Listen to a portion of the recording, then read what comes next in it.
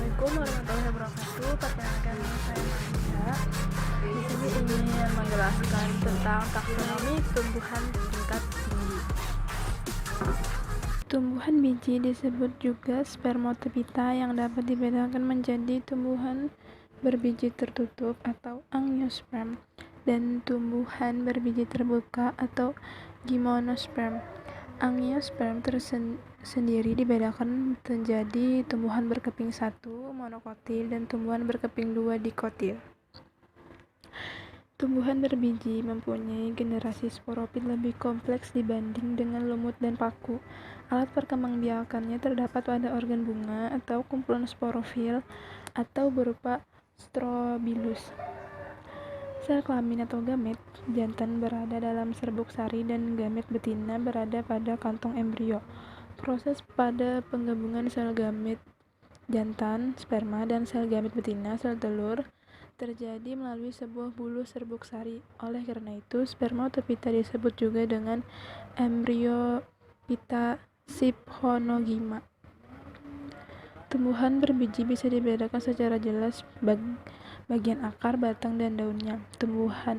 Tubuhnya tersusun dari batang sel atau sifatnya multiseluler dengan ukuran tubuhnya besar atau makroskopis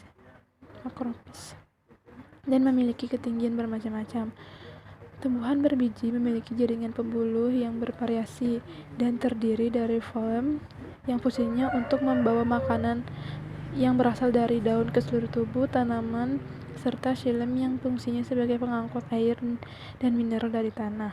Pada umumnya, tumbuhan berbiji, kecuali tumbuhan parasit, sifatnya autotrof atau bisa mensintesis makanan sendiri atau fotosintesis. Oleh karena itu, tumbuhan berbiji yaitu organisme fotoautotrof.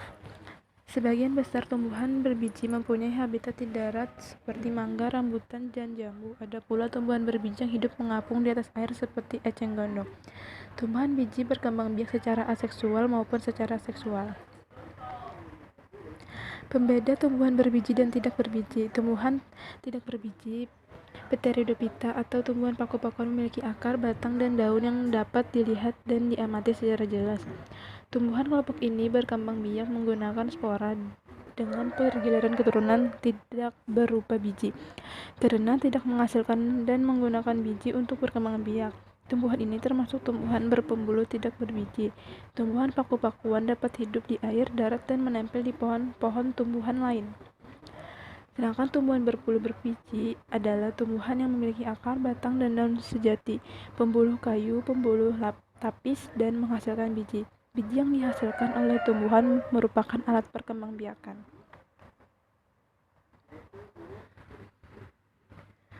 Pengertian gymnosperm ini berasal dari bahasa Yunani yakni gemos yang memiliki arti telanjang dan sperma yang artinya adalah biji atau tumbuhan berbiji terbuka yang masuk di dalam kelompok tumbuhan berbiji yang bijinya itu tidak terlindungi dalam akuarium atau bangkal buah.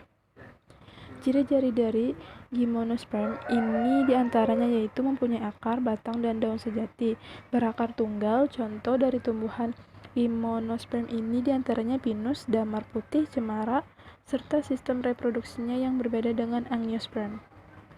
Pada tumbuhan berbunga, angiosperm berbiji atau bakal biji itu selalu dilindungi oleh bakal buah atau ovarium, sehingga tidak akan tampak dari luar. Sedangkan pada gymnosperm ini bijinya akan langsung terekspos atau biji terletak di antara daun-daun penyusun strobilus atau runjung.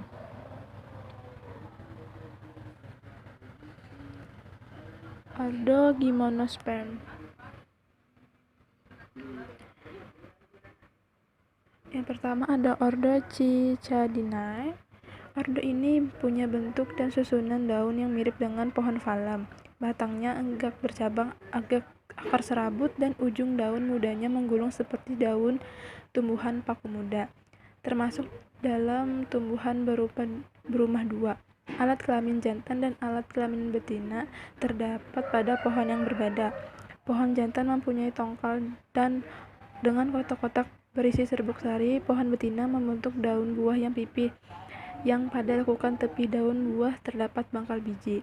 Contoh tumbuhannya ada pakis haji yang bisa biasa ditanam sebagai tanaman hias. Kedua ada Ordo Gnetinae. Ordo ini biasanya punya batang pohon yang lurus kira-kira 20 meter dan bercabang. Akarnya tunggang dengan tulang daun menyirip, tipis dan melebar. Berumah dua karena strobilus jantan dan betina terletak pada pohon yang berbeda. Contoh tumbuhan melinjo yang bisa dimakan daun, buah, dan bijinya. Yang ketiga, Ordo Coniferae.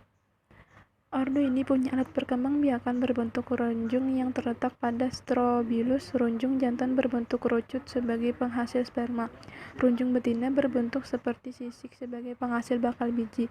Runjung jantan dan betina terletak terpisah dalam satu pohon batang lurus sampai kurang lebih 40 meter. Contoh dari tumbuhan dalam konifera ini adalah tusam atau Pinus mercusi dan damar.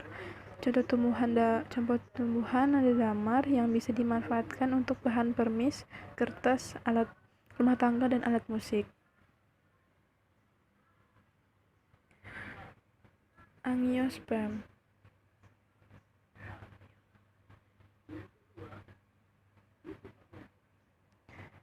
Angiosperm adalah tumbuhan yang memiliki biji tertutup. Angiosperm merupakan salah satu tumbuhan berbiji spermatopita selain tumbuhan berbiji terbuka Gymnosperm.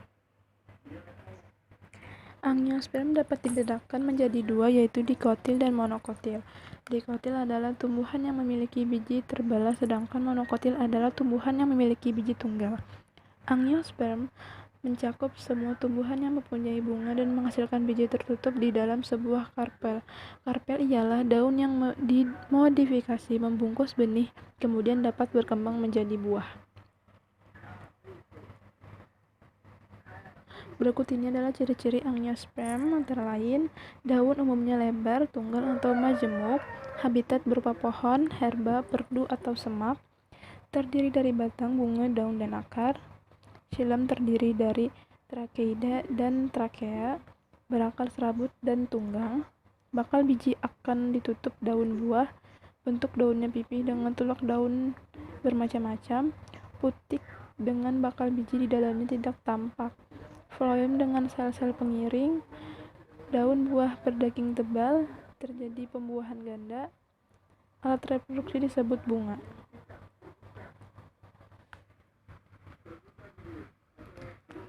Klasifikasi angiosperm dibedakan menjadi dua, yaitu Monocotyledonae atau berkeping satu dan Dicotyledoneae berkeping dua.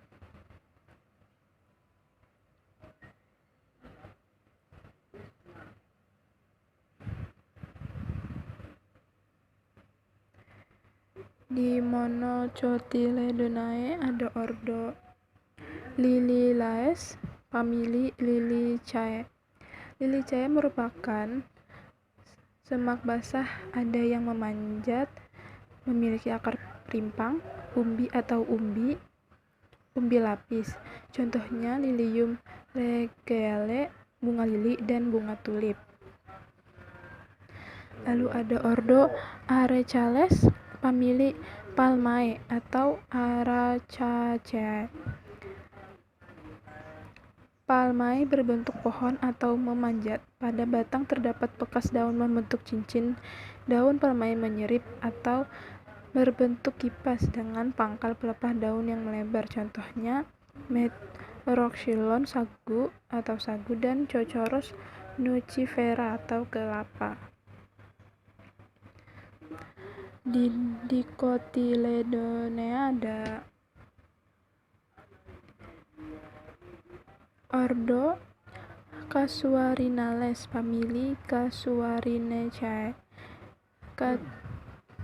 Casuarinaceae berbentuk pohon berumah satu atau dua, memiliki ranting jarum yang hijau dengan sendi antar ruas yang beralur. Daun Casuarinae terdeduksi atau kecil, bunga dalam bulir berbentuk kerucut, dan buah bongkol berbentuk kerucut. Terdapat sekitar 70 spesies. Contohnya